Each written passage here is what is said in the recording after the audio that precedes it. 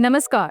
क्या आप जानते हैं कि हमारे भारत देश में लगभग 5 करोड़ से ऊपर शुगर यानी डायबिटीज के पेशेंट हैं। इंटरनेशनल डायबिटीज फेडरेशन ने ये अनुमान लगाया है कि लगभग 5.3 करोड़ पेशेंट डायबिटीज के इंडिया में हैं और 2045 तक ये संख्या लगभग डबल हो जाएगी। मैं हूँ डॉक्टर नम्रता श्रीवास्तव। स्वागत करती हूँ आप सभी का अपने चैनल में। और आज आपको डायबिटीज के विषय में कुछ महत्वपूर्ण जानकारी देने के साथ ही साथ आपको एक ऐसी सब्जी के बारे में बताने जा रही हूँ, एक वेजिटेबल के बारे में बताने जा रही हूँ जो कि आप इस्तेमाल कर सकते हैं अपने शुगर लेवल को मेंटेन करने के लिए। चलिए आज का बेहद इंटरेस्टिंग वीडियो शुरू करते हैं। दोस्तों, शुगर तो आप जानते ही हैं कि एक बहुत कॉमन बीमारी बन चुकी है। शायद ही कोई ऐसा घर हो जहाँ शुगर पेशेंट देखने को ना मिले। शुगर में होता क्या है कि आपकी जो ब्लड की ग्लूकोज लेवल है वो बढ़ने लगती है, आपका इंसुलिन कार्य करना कम कर देता है या बंद कर देता है, और साथ ही साथ शारीरिक और भी बहुत सी समस्याएं जैसे हार्ट की बीमारी, बीपी, आंखों में प्रॉब्लम, नसों में प्रॉब्लम, मांसपेशियों का कमजोर होना, थकान होना, इस तरीके की तमाम समस्याएं होने लगती हैं। कई बार लोगों को अपने खान पान के साथ साथ दवाइयों पर भी डिपेंड रहना पड़ता है, लेकिन एक वक्त ऐसा आता है कि ऐसा लगता है कि दवाइयां भी काम नहीं कर रही हैं। तो सिर्फ क्या दवा ही इसका एक हल है? मेरे हिसाब से ऐसा तभी हो सकता है कि आपकी शुगर कंट्रोल रहे जब आप अपनी डाइट पर भी पूरा ध्यान दें।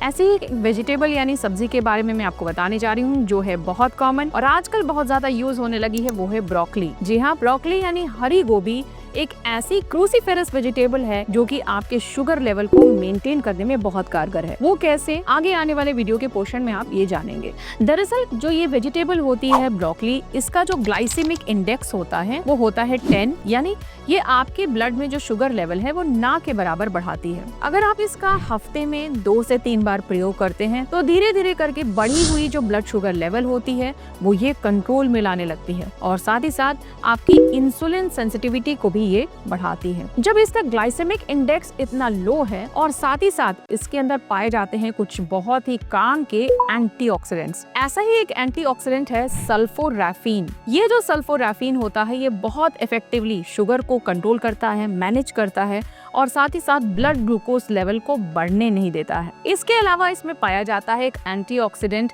आइसोथायोसाइनेट। ये भी बहुत ज्यादा फायदा करता है और ये शुगर कंट्रोल रखने के साथ ही साथ वैस्कुलर कॉम्प्लिकेशंस को बचाता है। आप जानते ही हैं कि शुगर की बीमारी में आंखों पर, मांसपेशियों पर, नसों पर, किडनीज के ऊपर, ब्लड सर्कुलेशन के ऊपर कितना विपरीत प्रभाव पड़ता है। ऐसे में ब्रोकली के अंदर ये जो एंटीऑक्सीडेंट्स होते हैं ये आपकी सारे कॉम्प्लिकेशंस को कंट्रोल में रखते हैं और साथ ही साथ शरीर में फ्री रेडिकल्स को बढ़ने नहीं देते हैं। जो ऑक्सीडेटिव स्ट्रेस होती है शुगर की वजह से उसको बढ़ने नहीं देते हैं, क्योंकि ये फ्री रेडिकल्स को न्यूट्रलाइज कर देते हैं। और इसी कारण ब्रोकली को यूज करना शुगर पेशेंट्स के लिए काफी ज्यादा फायदेमंद है। लेकिन याद रखिएगा दोस्तों कि जो ब्रोकली है इसके अंदर कुछ ऐसे तत्व होते हैं जिससे कि खून गाढ़ा होता है, इसलिए जो लोग खून पतला करने की दवाई खाते हैं उनको इसे बहुत ज्यादा मात्रा में इस्तेमाल नहीं करना है, लेकिन इसे ओकेजनली आप इस्तेमाल कर सकते हैं। अदरवाइज अगर आप ऐसी कोई दवा नहीं ले रहे हैं तो हफ्ते में 3 बार आप ब्रोकली का सेवन जरूर करें और कुछ महीनों बाद जब आप अपना शुगर मार्कर टेस्ट यानी HbA1c कराते हैं तो आप देखेंगे कि आपका शुगर लेवल वाकई कंट्रोल में चल रहा है। अब सवाल उठता है कि इस ब्रोकली को आपको इस्तेमाल कैसे करना है। तो देखिए, किसी भी